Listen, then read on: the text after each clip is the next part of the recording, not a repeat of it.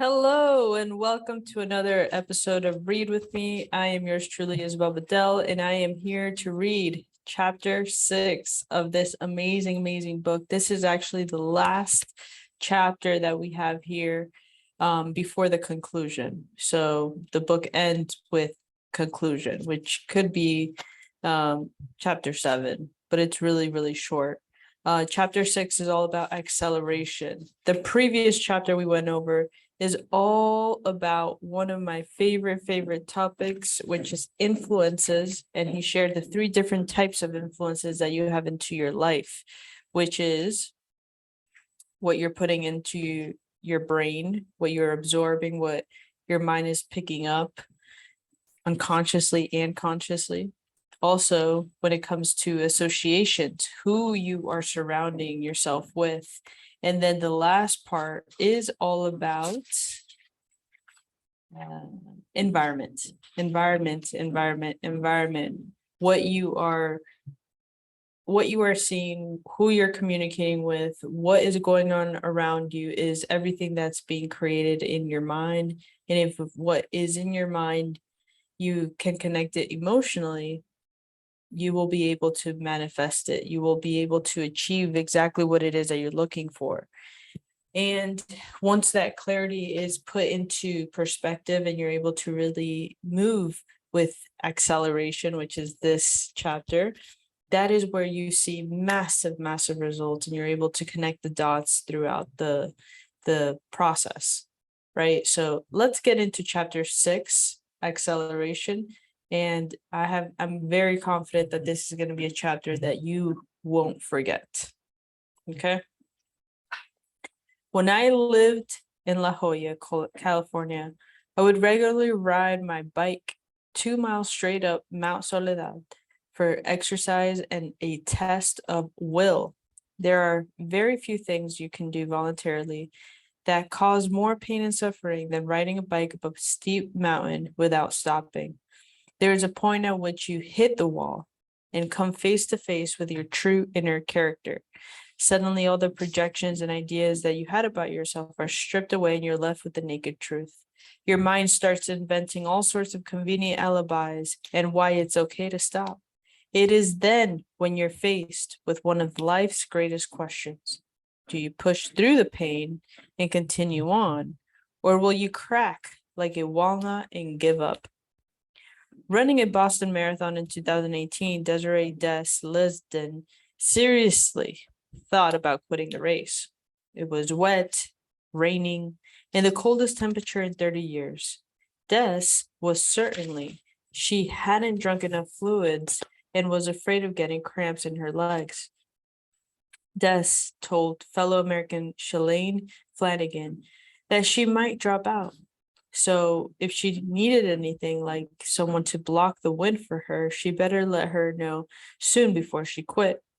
Shalane nudged Des to tell her she needed to hit the bathroom.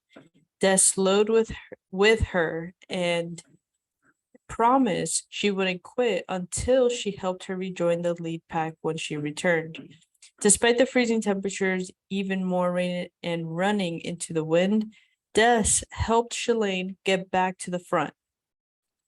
This is when she realized that she was in 3rd or 4th place, and I thought I probably should drop out, so I kept going. I felt miserable, and sometimes when you pick it up, when you just forget about how you're feeling and just engage for a little bit, it can kind of turn everything around.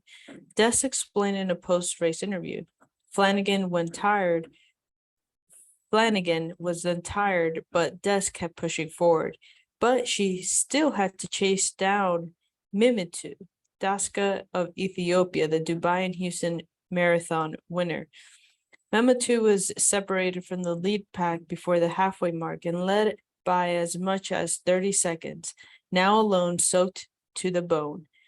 Her legs began to cramp, and facing a headwind of 10 miles per hour, Des Linden finally passed Mimitu in the 21st mile, crossing the finish line in 2 hours, 39 minutes, 54 seconds, and becoming the first American woman to win the Boston Marathon in 33 years. In this chapter, I want to talk to you about those moments of truth. and how the compound effect can help you break through to new and greater levels of success faster than you imagined possible. When you've prepared, practiced, studied, and consistently put the required effort, sooner or later, you'll be presented with your own moment of truth. And in that moment, you will define who you are and who you are becoming. It is in those moments where growth and improvement live, when we either step forward or shrink back, when we climb to the top of the podium and seize the medal, or we continue to applaud suddenly from the crowds, from others' victories. We'll also look at how you can consistently deliver more than people expect, compounding your good fortune even further. Moments of truth. It's supposed to be hard, Des Linden told reporters after winning the Boston Marathon. Just the year before, she had almost given up on running altogether, had no passion at all. She told the host of the podcast, Only a Game, Des was burned out, having a horrible experience at a race, and was afraid that her results would tarnish a sport she really loved. Des didn't even run at all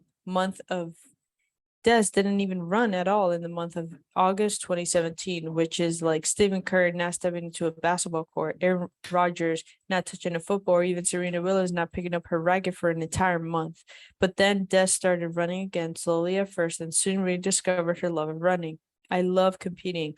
I decided not to concentrate on my results and my approach, and I was just go and try to beat some people. A few months later is when Des won her first major marathon in Boston.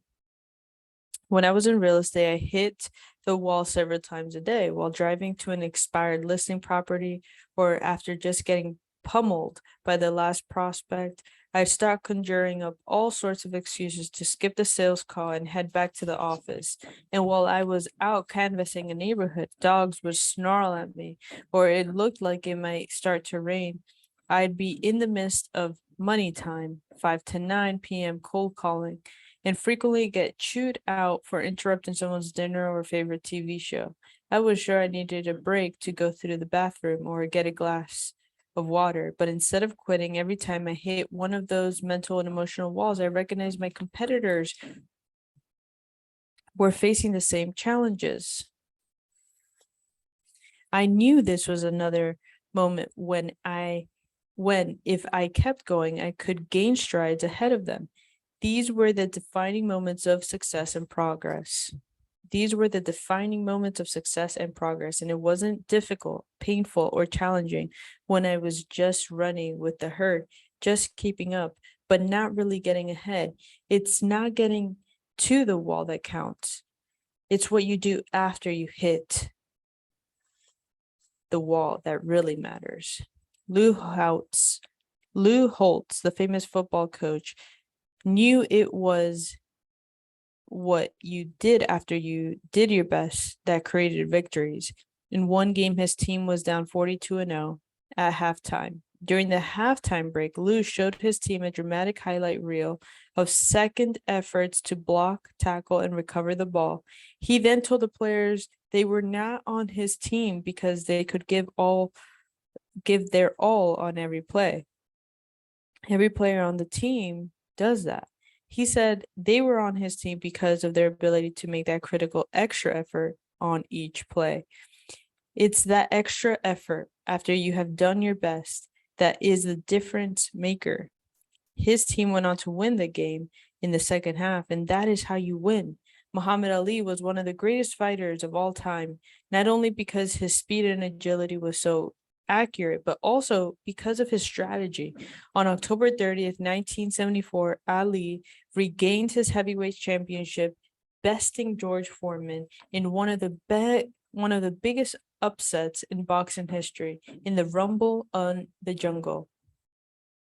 Almost no one, not even Ali's longtime supporter Howard Cowsell, believed that the former champion had a chance of winning. Both Joe Frazier and Ken Norton had beaten Ali previously, and George Foreman had knocked both of them out in only the second round. Ali's strategy? It was to take advantage of the younger champion's weaknesses, his lack of staying in power. Ali knew if he could get George Foreman to his wall, he could then take advantage. This is when Ali came up with a tactic later termed rope-a-dope. Ali would lean on the ropes, shielded his face, while Foreman threw hundreds of punches over 7 rounds. By the 8th round, Foreman was exhausted. He was at his wall. It was then that Ali dropped Foreman with a combination at the center ring. Remember, the conditions that Deslin faced at the starting line, temperatures were so cold that runners were given the extra bib to wear over their layers of clothing. There were gusts of winds of 35 miles an hour, and without nice weather, the crowds that a lot of runners count on were thin and spread out. It was so bad that it was comical. Lyndon told Only a Game, "The rain is just jumping on you. You're soaking wet after 1 minute out there." But Des fought through the rain and the wind to break away from the pack of the elite competition. She got to run past iconic landmarks like the Fenway Park and Kenworth Square and finish soaked in pride. As difficult as the conditions were, that was Desiree's day to triumph and win against all odds. When conditions are great, things are easy. There aren't any distractions. No one is interrupting. Temptations are luring, and nothing is disturbing your stride. It's not until situations that are difficult come up, when problems come up, and temptation is great, that you get to prove your worthiness for progress. As Jim Rohn would say, don't wish it was easier, wish you were better. When you hit the wall in your disciplines, your routines, your rhythms, and consistencies, you realize that's when you're separating yourself from your old self, scaling the wall, and finding you're more powerful and triumphant and victorious. Multiplying your results. I have an exciting opportunity for you. We've talked about how simple disciplines and behaviors will compound over time, delivering amazingly powerful results for you. What if you could speed up the process and multiply your results? Would you be interested? I want to show you how a little bit more effort can exponentially increase your outcomes. Let's just say that your weight training in the program calls for you to do 12 repetitions at a certain weight. Well, now, if you do the 12, you're fulfilling the expectation of your program. Great job. Stay consistent, and ultimately you'll see that with this discipline compounded into powerful results for you. Yet, if you get to the 12, and even if you've hit your max and you push out another 3 to 5 reps, your impact on that set will be multiplied several times. You won't just add a few reps to the aggregate to your workout. No, the reps done after you hit your max will multiply your results. You push through the wall of your max. The previous reps only got you there. The real growth happens with what you do after you're at the wall. And Arnold Schwarzenegger made a famous weight training method called the cheating principle. Arnold was a stickler for perfect technique. He contended that once you've reached your maximum number of lifts in your perfect form, adjusting your wrists or leaning back to recruit other muscles to assist the working muscles, cheating a little would allow you to do 5 or 6 more reps, which would significantly improve the results of that set. You can also achieve this by having a workout partner who assists the last few reps you couldn't have done on your own. If you're a runner, you know the experience. You reach the goal you set for yourself that day and you're feeling the burn. You're at the wall, but you go a little bit farther, a little bit longer. And this little longer is really a massive expansion of your limits.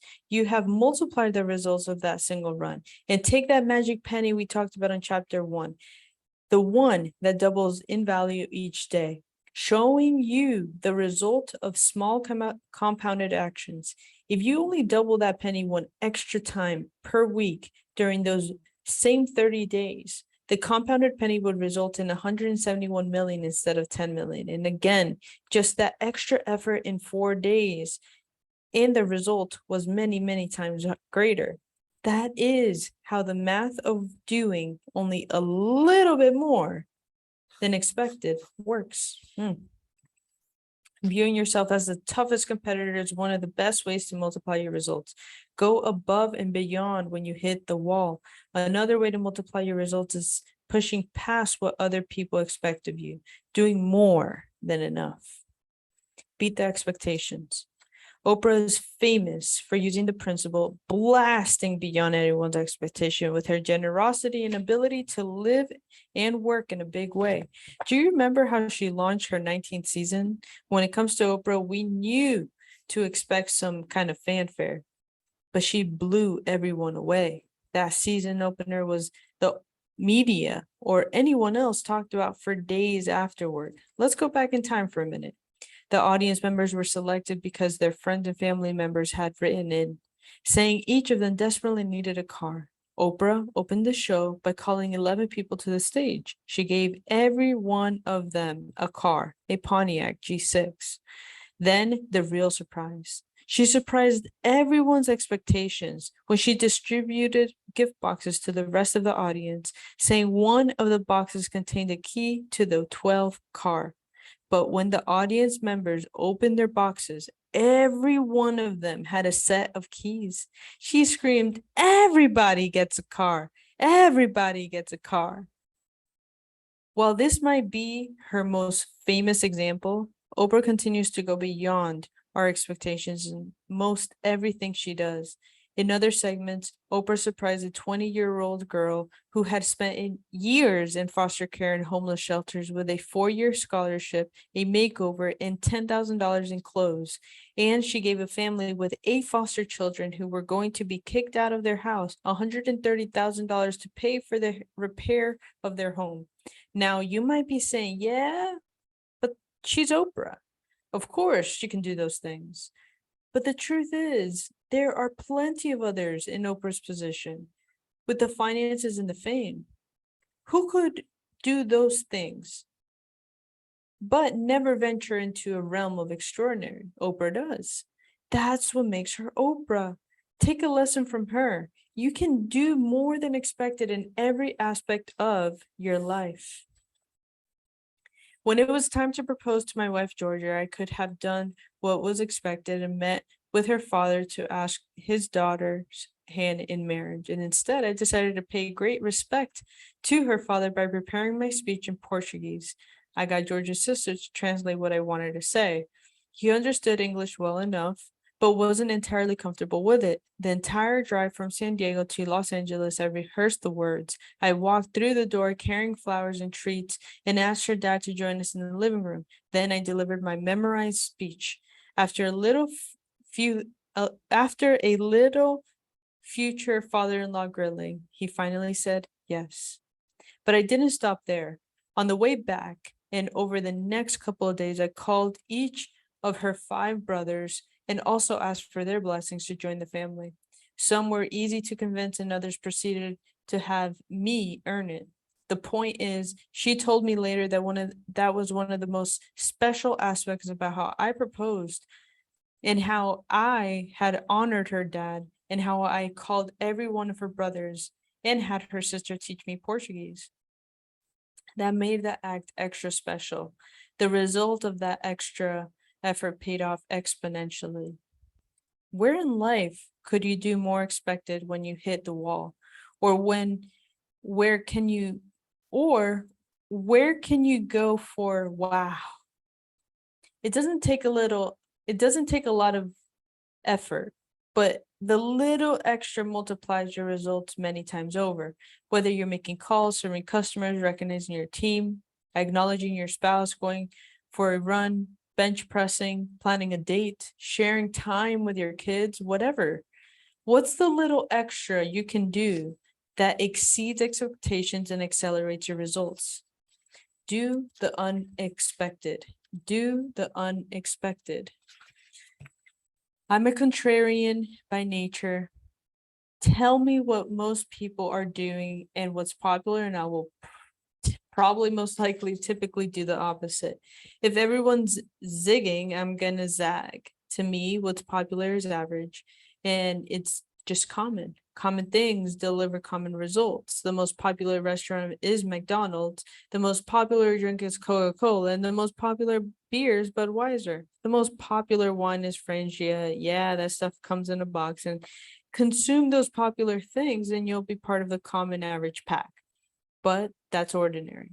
That's nothing wrong. There's nothing wrong with ordinary, but I just prefer to shoot for extraordinary. For instance, everyone sends Christmas cards, but since everyone does, it doesn't really have much an emotional impact in my opinion. So I choose to send Thanksgiving cards instead. How many Thanksgiving cards do you get? Exactly. It makes a statement.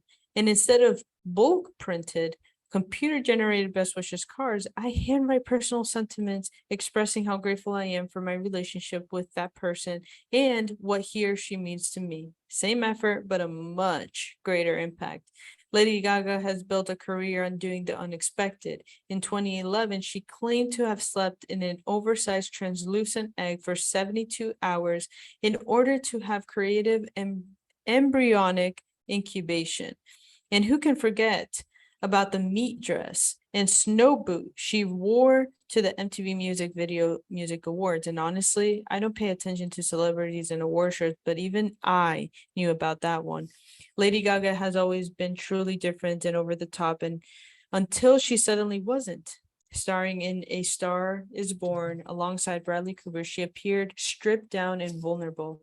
Off screen, she recorded an album with crooner legend Tony Bennett and advocated for the LGBTQ community rights and mental health issues. And most importantly, even though Lady Gaga's pop persona continues to evolve and change, her artistry is consistent. She's always making us say, wow. And that extra effort gets us to pay attention to everything that she does. More often than not, the extra effort doesn't cost that much more money or energy. When I was selling real estate, other agents would call on expired listings when they came up. Instead, I got in my car and showed up to the owner's doorstep and delivered a sold sign. Take this, I'd say when the owner opened the door. You'll need it if you hire me to take over the listing. And for the price it took to keep my gas tank full, I immediately and exponentially increased my chances of getting that listing. A little while back, a friend of mine, Alex, was up for a big job. He lives in California and the job was in Boston. He was one of the final 12 candidates, and they were going to do the interview locally with candidates in person and those out of the area via video conference. He called me asking if I knew how to facilitate a web camera video conference. And how badly do you want this job? I asked him. My dream job, Alex told me. It's everything I've spent 45 years preparing to do. Then get on a plane and show up in person, I said. No need, Alex said. They're flying in the final three for a last interview. Listen, I told him, if you want to be in the final three, you should separate yourself by doing the unexpected. Fly across the country on a moment's notice and show up in person. That's how you make a statement. If I set my sights on something, I'm going to ensure success by calling all in and out. I launched what I call shock and awe campaigns. During this same job hunt, I suggested Alex pull out all the stops, attack from every possible front, and do it relentlessly. Research all the decision makers, I told them, find out their jobs, their interests, hobbies, kids, spouses, the hobbies of their neighbors, their spouses' neighbors, and even their hobbies. Send them books, articles, gifts, and other resources that you might think they might like. Is this over the top? Heck yes, it is. And that's the point. They'll know you're trying to butter them up, but they'll appreciate your gumption and creativity. You'll certainly get their reaction and an attention, and most likely their respect. Then I continued, research all the people in their organization. Take that list and run it by your entire network to see if they know anyone who might know someone in that organization. Search every name on against your LinkedIn database. Find a few people to connect with, talk with them, and ask them to put in a good word for you. Send them gifts, notes, and other things, and ask them to hand deliver them to the decision makers. phone, email, text, tweet, Facebook them during the process. Could this be overly aggressive? Heck yes. But I was told early on by a mentor, you may lose 1 out of 5 for being too aggressive, but you get the other 4. You can't be too aggressive. By the way, Alex did not take my advice and he did not get the job. He didn't even get to the final 3. I can unequivocally say that he was a far better choice than the person that the organization hired, but Alex failed to make an impression and it cost him his dream job.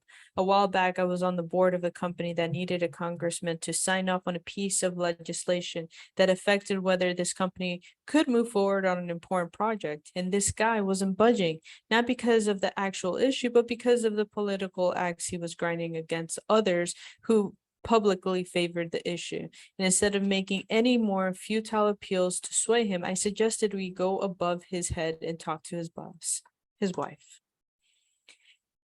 We went through our network until one person led us to someone who was friends with his wife. We then waited for her outside following a church service she attended, and then had her friend introduce us. We explained our important case and cause, which was built on an after-school facility in an impoverished neighborhood that would affect the lives of hundreds of children if her husband would support it. Needless to say, he signed on by Tuesday that following week, and the company got its project.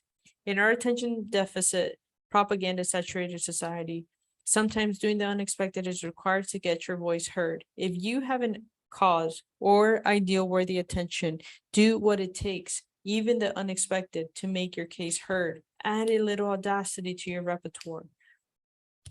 Do better than expected.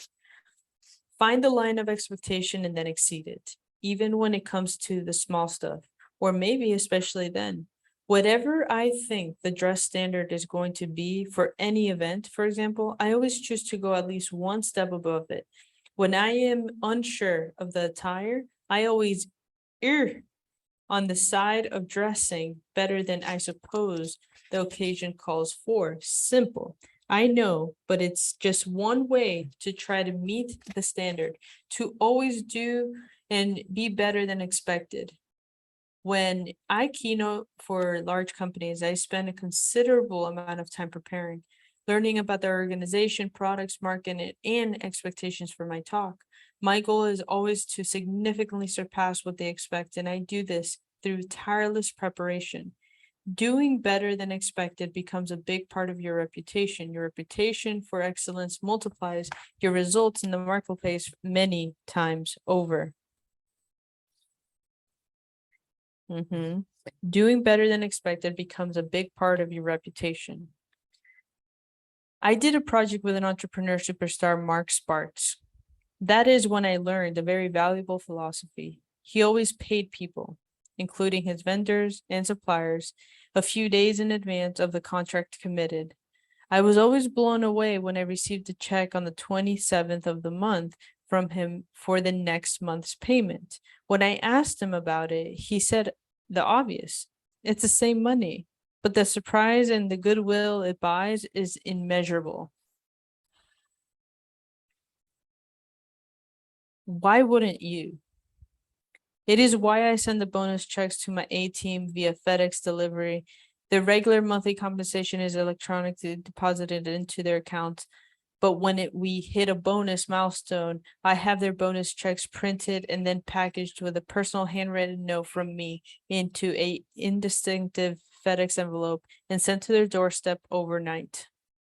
I love that. I can't wait to do that. This way, the whole family can share in and celebrate mommy's or daddy's achievements. And as Mark said, it's the same money, but the surprise and goodwill it buys is immeasurable. I love that so much.